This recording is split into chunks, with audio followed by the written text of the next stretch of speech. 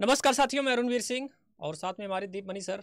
हम दोनों लोग आप लोगों का IT अड्डा 24/7 के इस यूट्यूब चैनल पर हार्दिक स्वागत करता हूं। जैसा कि आपको पता है कि इस चैनल के माध्यम से हमेशा हम लोग नोटिफिकेशन यानी जो भी वैकेंसीज हमारी आती है ITI से रिलेटिव, हम आपको हमेशा अपडेट करते रहते हैं। तो अगर अभी आपने चैनल को सब्सक्राइब नहीं किया है तो कर लीजिए, क्योंकि आपको ऐसे ही अपडेट हमेशा मिलती रहती है। साथियों, जैसा कि आप लोगों को कल से ही सोशल मीडिया से या फिर हमारे यूट्यूब के माध्यम से हमने खुद कल आपको शाम को बताया कि भाई आपकी वैकेंसीज आ चुकी हैं। और हम तो ये सोच रहे थे कि भाई हो सकता है कि जो टाइपिंग एरर हो सकता है, जो नोटिफिकेशन वायरल हो रहा था तेज़ी से, कि भाई कहीं 56 सर, मतलब मुझे लगा कि भाई 5,000 मतलब 960 के आसपास वैकेंसी जो है, हो सकता है मे बी वो 56,000 हो जाए। बिल्कुल बिल्कुल। क्योंकि तो सर अभी बच्चे इसका काफ़ी टाइम से इंतजार कर रहे थे और हम लोग भी जी अपनी तरफ से जी। पूरा प्रयत्न करेंगे कि ये अपडेट हो। लेकिन जो अभी हाँ। की जो न्यूज़ है वो तो अभी के लिए ये है कि जितनी आपकी वैकेंसीज है वो आपके सामने है। तो सर एक बार वैकेंसीज और सारी चीज़ें इनको बता देते हैं। जी, तो हम लोग सोच रहे थे कि भाई वैकेंसी और ज़्यादा इंक्रीज़ हो जाए, क्योंकि आप खुद समझ सकते हैं कितने ज़ोन हैं। और हर अगर सर इस ज़ोन को अगर हम बाँट देना तो 150 160 के आसपास समथिंग ही सीट मिलेगी। तो अब प्रयास सर ने पहले बता दिया है कि हम अपनी तरफ से हम लोग पूरी प्रयास करेंगे भाई वैकेंसीज़ और ज़्यादा आए, क्योंकि आप समझ सकते हैं कि ITI, डिप्लोमा और साथ में बीटेक के इतने बच्चे हैं। और हमेशा LP की वैकेंसी अभी लास्ट में अगर मैं बात करूँ 2018 में सर, तो 27,000 के समथिंग वैकेंसीज आई थी। और ऐसा अनुमान लगाया जाता है कि इस बार भी 40 से के आसपास, 40-45 के हज़ार के आसपास वैकेंसी देखने को मिल सकती है। और सबसे बड़ी बात सर ये है कि इसमें टेक्नीशियन की भी वैकेंसी नहीं दिया इन्होंने। हाँ, केवल ओनली फॉर LP के लिए है। Right right. तो क्या क्या क्राइटेरिया है, कैसे क्या है, अब हम सर से भी पूछेंगे, क्योंकि सर ऑलरेडी कितने काफ़ी दिनों से पढ़ाई भी हैं। LP में काफ़ी बच्चों को सिलेक्शन भी हुआ है। सर खुद ऑलरेडी LP से ही हैं इन्होंने पिछली बार। तो 2018। हाँ, 2018 वाले भी में थे सर। तो मैं चाहता हूँ कि एक बार सर ही इस चीज़ को बताएं कि कैसे क्या क्या क्वालिफिकेशन है, क्या चीज़ें हैं। हम पूरी कोशिश कर सकते हैं साथियों, जिसमें आप सभी का सहयोग भी चाहिए। और बाकी आपको पता है कि क्लासेज आपकी चलती ही रहती है। तो आइए सर, बताइए थोड़ा सा बच्चों को इवेंट नोटिफिकेशन के बारे में एक बार बता तो दीजिए। हाँ सर, जैसे कि सबसे पहले तो बहुत ही इंपॉर्टेंट न्यूज़ जी थी जो सभी बच्चे इंतजार भी कर रहे थे। और बच्चे ही क्या, हम लोग भी बहुत देर से इंतजार कर रहे जी थे कि जी। सर ये न्यूज़ कब मिलेगी। तो फाइनली वो समय आ चुका है। तो सर सेलिब्रेशन का टाइम है। लेकिन इस सेलिब्रेशन में अब वो नहीं कि अपना टाइम वेस्ट करके पार्टी वार्टी कर रहे हैं। अभी सेलिब्रेशन का मतलब है पेन पेपर लेकर बिल्कुल अच्छे से जुड़ जाना है। और आइए इसके बारे में पूरा डिटेल में जानकारी लेते हैं। तो हम लोग शुरुआत करने वाले हैं अब इसी की। तो चलिए, सबसे पहले तो हम लोग यहाँ पर समझेंगे कि वैकेंसी जो है असिस्टेंट लोको पायलट की, ये सर कौन से ग्रेड का पे स्केल रहेगा। क्योंकि तो देखो, हम लोग जब भी अप्लाई कर रहे हैं ना, तो मेन चीज़ है सैलरी, कि अमाउंट क्या मिलेगा। तो यहाँ पे जो सबसे इंपॉर्टेंट पॉइंट है वो ये है कि यहाँ पे पे लेवल जो है 7 CPC में तो कितना मेंशन है, ये लेवल 2 का यहाँ पे इनिशियल पे जो दे रखी है वो दे रखी है 19,900। अब बच्चों को लग रहा होगा सर 19,900 रुपये मिलेंगे। नहीं भाई, अभी यहाँ पर आपके लिए बहुत सारे अलाउंसेज हैं, बहुत सारी चीज़ें हैं। जिसमें अभी ALP के बाद जब आप लोको पायलट बनेंगे ना, तो ट्रस्ट मी, आप सबकी जो सैलरीज हैं वो लैक्स में होंगी। हाँ, लाखों में। आपने बिल्कुल सही सुना।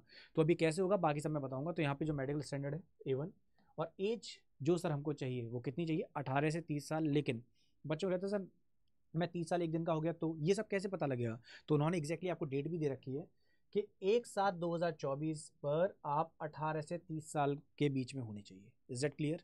दूसरा, जो टोटल नंबर ऑफ वैकेंसी थी जैसे सर ने बात करी, ऑल दो काफ़ी कम है, बट लेट्स सी हम लोग अपनी तरफ से क्या प्रयास कर सकते हैं, बाकी रेलवे वहाँ पे क्या कदम उठाता है। लेकिन अभी के लिए जो हमारे पास न्यूज़ है वो ये है कि 5,696 वैकेंसीज, दैट इज़ 5,696 वैकेंसीज हमारे सामने हैं। और अब यहाँ पर जो आपका एग्जामिनेशन होगा, किस तरीके से होगा, एलिजिबिलिटी क्राइटेरिया क्या है, इन सब के बारे में अब सर आप प्लीज़ आइए और यहाँ पे बताइएगा। जैसे कि बच्चे ना यहाँ पे डाउट में रहते हैं कि मैं डिग्री हाँ वाला हूँ, हाँ। तो बीटेक वाला हूँ, तो ITI वाला हूँ, तो मैं क्या अप्लाई कर जी। सकता हूँ। तो प्लीज़ एक बार सर। हाँ, तो सर तो ऑलरेडी आपको बता दिए कि एज कितनी है। और मैक्सिमम हम ये भी चाहेंगे कि सर, चूँकि कोविड था 2 साल, राइट राइट। बच्चे काफ़ी दिनों से इंतज़ार कर रहे थे, काफ़ी तैयारी कर रहे थे। तो ये एज क्राइटेरिया भी तो सर, जैसे UPP सरकार यानी कि यहाँ पे हमारे यूपी पुलिस वाले में भी बढ़ाई गई कि मतलब कम से कम 3-3 साल। तो राइट कुछ राइट एज बिल्कुल। यहाँ भी हम चाहेंगे कि मतलब हम पूरी कोशिश करेंगे कि भाई एज भी बढ़े और ये नंबर ऑफ वैकेंसी भी बढ़े। राइट। अभी फ़िलहाल के लिए अब तो सर जो यहाँ पर एक जी, जी, इम्पॉर्टेंट जी। चीज़ और मैं बताना चाहूँगा ना, कुछ बच्चे होते हैं वो कहते हैं सर मैं तो अभी फाइनल ईयर में अभी आया हूँ, या फिर अभी मैं एग्जाम दे रहा हूँ, तो क्या मैं अप्लाई कर सकता हूँ। तो उन्होंने उनके लिए सर यहाँ पे साफ साफ मैंशन है कि candidates who are waiting for the final result of the prescribed education या फिर technical qualification are not eligible to apply. नहीं कर सकते। मतलब सर ये बहुत इंपॉर्टेंट चीज़ है जो इन्होंने अपडेट दिया है कि आपको यहाँ पर आपके पास रिजल्ट होना चाहिए तो ही आप अप्लाई कर सकते हैं। जो वेट कर रहे हैं रिजल्ट का, so you are not applicable. और दूसरा एक और इम्पॉर्टेंट चीज़ जो यहाँ पर सर जब एप्लीकेशन की हम बात करें तो ऑनलाइन मोड से सबमिट होगी। पहले क्या होता था सर, काफ़ी पहले की अगर हम बात करें स्टार्टिंग में, जब ये ऑनलाइन मोड नहीं थे तो ना फॉर्म भरे जाते जी थे जी ऑफलाइन मोड पे। तो यहाँ पे क्लियर कट उन्होंने बताया कि आपको ऑनलाइन मोड पे ही फॉर्म फिलअप करना है। जी। तो अब सर इसी के बारे में थोड़ा सा और आगे हम लोग हाँ, जानकारी थोड़ा सा आगे बढ़ते हैं। करिएगा सर। तो यहाँ पे जो अगला पॉइंट है वो है ये कि ये जो एप्लीकेशन वाले पार्ट की हम बात कर रहे थे, तो अब सर यहाँ पर आपका जो एग्जाम होगा तो वो CBT 1 और CBT 2 का जो होगा, हाँ, तो जो इसके सेम बारे में सिलेबस गाइड जो मतलब सर 2018 का जो क्राइटेरिया था, सेम CBT फर्स्ट और CBT 2 राइट। सेम वही क्राइटेरिया। 1 और 3 का नेगेटिव मार्किंग भी है, यानी अगर आपने एक क्वेश्चन गलत किया तो 0.33 में बिल्कुल 1/3 आपकी नेगेटिव मार्किंग हो जाएगी। बिल्कुल। और सर इसके अलावा और क्या क्या चीज़ें और बता सकते हैं जो हाँ मेन बिल्कुल है? सर, यहाँ पर ना नेगेटिव मार्किंग वाला पार्ट तो जो इंपॉर्टेंट था वो तो था ही। अब यहाँ पे ना बच्चे सोचते हैं कि जो नेगेटिव मार्किंग है सिर्फ CBT 1 में क्या, नहीं सर, ये CBT 1 और CBT 2 दोनों के में। लिए। तो यहाँ पे जी। साफ साफ मेंशन है in both CBT 1 and CBT 2 right. और लेकिन there will be no negative marking in the computer based aptitude test, that is CBAT। So there shall be no negative marking in the computer based aptitude test. और यहाँ पर इन्होंने साफ साफ mention कर दिया कि there will be negative marking that is of 1/3 in both CBT 1 and CBT 2। अब सर कुछ बैंड आइटम्स हैं जो हम लोगों को पहले से पता ही है, जैसे कि लैपटॉप्स हो गए, कैलकुलेटर्स, इन सब की रिक्वायरमेंट नहीं है। सो अब हम आते हैं सर अगले पॉइंट पर जो कि इंपॉर्टेंट है। और इंपॉर्टेंट पॉइंट आता है आपका हमारा इस वाले पॉइंट। हाँ, कि सर जैसे कि अभी मैंने एज लिमिट वाली बात करी, तो यहाँ पर ना सर देखो ऐसा नहीं है कि सभी के लिए सेम एज लिमिट है।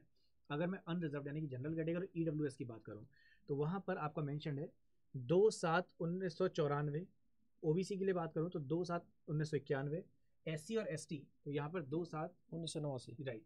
तो यहाँ पे सर ये सारी की सारी चीज़ें हो गई। यहाँ पर इन्होंने दे रखा है कि इनसे पहले अगर आप बॉर्न है तो आप अप्लाई नहीं कर सकते। उसी हिसाब से यहाँ पर आपका एज ग्रुप क्वालिफाई हो जाता है, ठीक है।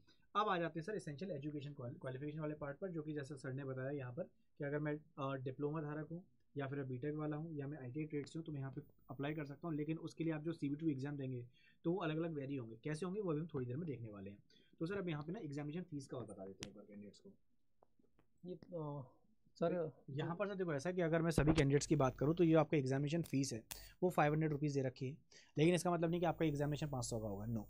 जब आप CBT 1 अप्लाई कर लेंगे, यानी कि CBT 1 अगर आप देने जाते हैं, ये बहुत इंपॉर्टेंट चीज़ है, यहाँ पर उन्होंने साफ साफ मेंशन कर दिया है, केवल वो कैंडिडेट जो CBT 1 देंगे उनको सर रिफंड मिलेगा, राइट। सो रिफंड के लिए आप लोग प्लीज़ याद रखिएगा, जब आप 500 रुपये का फॉर्म भर रहे हैं तो यहाँ पर सर यहाँ पे एक मेंशन कर रखा है कि 400 रुपये आपके रिफंड हो जाएंगे, यहाँ पे आपके बैंकिंग चार्जेस को साइड में हटाते हुए, अगर आप स्टेज 1 में अपीयर करते हैं तो, राइट।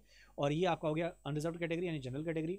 बाकी जो SC ST ex serviceman, female, transgender, minorities, इन सब की अगर मैं बात करूँ, इकोनॉमिकली बैकवर्ड क्लास, तो यहाँ पे जो फीस मेंशन कर रखी है वो है सर आपकी 250 रुपये, राइट। सो इस वाले केस में फीस जो आपकी रिटर्न होगी तो यहाँ पर सर आपकी 250 रुपये रिफंड हो जाएगी। अगेन वही वाली चीज़ जहाँ पे बैंकिंग चार्जेस को डिडक्ट कर देंगे। खैर इसका मतलब ये हुआ कि सर हमारी जो फीस है वो भी रिफंड हो रही है, राइट। लेकिन कब, जब केवल और केवल आप CBT 1 देते हैं। तो ये वाला पार्ट भी हो गया। अब आते हैं सर आगे इंपॉर्टेंट चीज़ पर, और वो इंपॉर्टेंट चीज़ है ये कि सर जो CBT 1 है, तो CBT 1 वाले पार्ट में उसका जो पैटर्न है तो उसका जरा डिस्कशन कर लेते हैं। तो पैटर्न और सिलेबस जो CBT 1 का है, तो ड्यूरेशन जो दे रखा है सर 60 मिनट का टाइम मिलेगा आपको। टोटल नंबर ऑफ क्वेश्चन हैं सर वो है 75, राइट। और जैसा कि सर ने अभी आपको बता ही दिया क्या कि हर नेगेटिव मार्किंग पर, मतलब हर जो आप गलत आंसर देंगे उस पर आपका सर 1/3 मार्क कटेगा, और सही आंसर होगा तो वहाँ पर आपको 1 नंबर मिलने वाला है। क्लियर। तो सिंपल सी बात है, 75 क्वेश्चन है तो आपके नंबर भी 75 हो गए। अब सर इस पर आ जाए कि हमारे सब्जेक्ट कौन कौन से हैं। तो मैथमेटिक्स के लिए आपके लिए मेंशन है number system, BODMAS, decimals, fraction, LCM, SCF, ratio, proportion, percentage, mensuration, time and work, time and distance. तो ये सारा का सारा पार्ट यहाँ पे मेंशन है जो मैथमेटिक्स का सिलेबस है। मैं साइड हो जाता हूँ तो आप यहाँ पे स्क्रीनशॉट भी ले सकते हैं।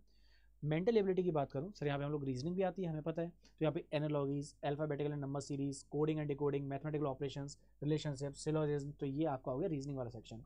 तो आप चाहें तो इसका स्क्रीनशॉट भी ले सकते हैं, राइट। तो ये हो गया आपका मैथ्स और रीजनिंग वाला पोर्शन। लेकिन अभी इतने से काम थोड़ी होगा, अभी तो हमारा जनरल अवेयरनेस वाला पार्ट भी बाकी है। तो अब सर जब मैं जनरल साइंस पर आता हूँ तो साइंस में बता रखे हैं कि the syllabus under this shell cover physics, chemistry and life sciences of 10th standard level, यानी 10वीं की आपकी फिजिक्स, केमिस्ट्री, बायो वाला पार्ट पूछा जाएगा। और आ जाओ जनरल अवेयरनेस पे तो देखो करंट अफेयर्स हो गया, हिस्ट्री, ज्योग्राफी, पॉलिटी, ये सारा का सारा पार्ट, राइट। सो बेसिकली ये आपका पोर्शन हो गया CBT 1 का। अब सर आती है CBT 2 की बारी। अब जब मैं CBT 2 की बारी की बात करता हूँ तो यहाँ पर अगर आप ध्यानपूर्वक देखें तो कुछ यहाँ पर मेंशन है, और वो क्या, जस्ट अ सेकंड, ओके। तो अगर मैं यहाँ पर CBT 2 की बात करता हूँ तो CBT 2 वाले पार्ट में जो बच्चे CBT 1 में क्वालिफाई होंगे वही कैंडिडेट यहाँ पर आएंगे, राइट। तो CBT 2 वाले पार्ट में आपके दो पोर्शन दे रखे हैं, दैट इज पार्ट A और पार्ट B। सो इधर जो टोटल ड्यूरेशन है वो है 2 घंटे 30 मिनट का, और टोटल नंबर ऑफ क्वेश्चन दे रखे हैं 175। तो पार्ट ए में आपको मिलेंगे 100 क्वेश्चन 90 मिनट, और पार्ट बी में आपके 75 क्वेश्चन जो कि 60 मिनट में आपको सॉल्व करने हैं। यहाँ पर याद रखिएगा नेगेटिव मार्किंग अगेन है यहाँ पर, और सर एक इंपॉर्टेंट चीज यहाँ पर नॉर्मलाइजेशन होगा। सो नॉर्मलाइजेशन जरूरी भी है भी होगा, क्योंकि सर एक ही दिन में होता है तो समझ में आता है। कभी बार होता है ना कि पेपर कहीं सिंपल है कहीं हार्ड है, तो उसके हिसाब से फिर नॉर्मलाइजेशन होना जरूरी है। और पार्ट ए में यहाँ पे मेंशन कर रखा है जो मिनिमम पासिंग परसेंटेज है, तो अनरिजर्व्ड इकोनॉमिकली बैकवर्ड सेक्शन के लिए 40%, ओबीसी के लिए 30%, एससी के लिए 30% और एसटी के लिए 25%। और सर जो आपके मार्क्स सिक्योर हुए हैं पार्ट ए में, they will be counted for the shortlisting for the further stages of this recruitment process, provided the candidates irrespective of the community is able to secure qualifying marks, जो कि इन्होंने mention कर रखा है 35% part B के लिए। Part B में लाना जरूरी है, राइट, बिल्कुल सही। तो यहाँ पे ये वाला पार्ट हो चुका है, अब हम लोग बढ़ते हैं आगे। तो ये हो गया ये पोर्शन।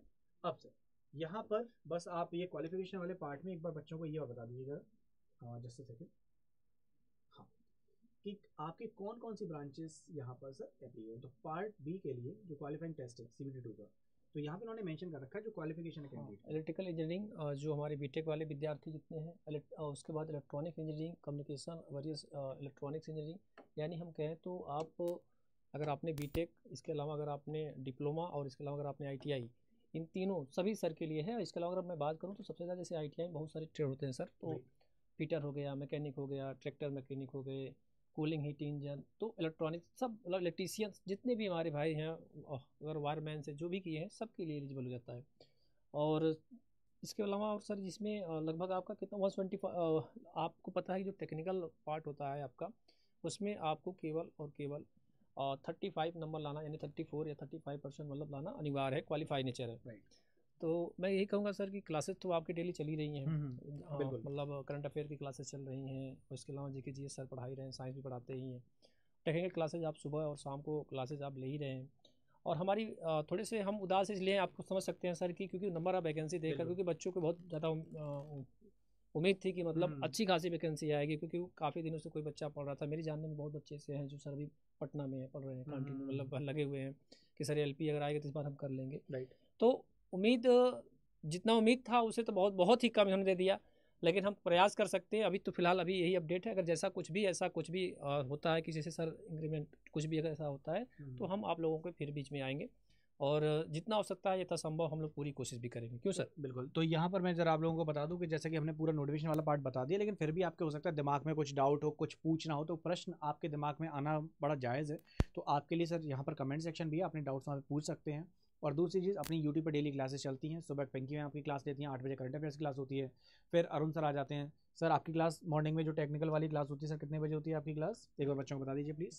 9 बजे सुबह होती है, और शाम को 7 बजे होती है। 9 बजे और 7 बजे आप अरुण सर से जुड़ सकते हैं। 12 बजे जो मेरी आप GK GS वाली क्लास होती है, तो वहाँ पे हिस्ट्री हो चाहे पॉलिटी हो चाहे करंट अफेयर्स हो, उन सभी का मैं कंबाइंड फॉर्म में जो क्लास लेके आता हूँ, अब उसमें ALP की भी क्लास जुड़ जाएगी, जो कि इसी मंडे से मैं स्टार्ट कर दूंगा। तो आपके लिए जो हम लोग यूट्यूब के माध्यम से आपकी हेल्प कर सकते हैं वो हम कर रहे हैं। आप लोग बस अपनी तरफ से पूरा 100% दीजिए, और आपको कहीं भी थोड़ी सी भी लगे ना कि भाई साहब ये दिक्कत आ रही है, मैं तैयार हूँ, सर तैयार है, पूरी टीम आपके लिए हमेशा तैयार है। तो मिलते हैं फिर आप लोगों से क्लासेस में, तब तक अच्छे से ख्याल रखना। And yes, bye bye everyone, take care, जय हिंद, and yes, all the very best. धन्यवाद, राम राम।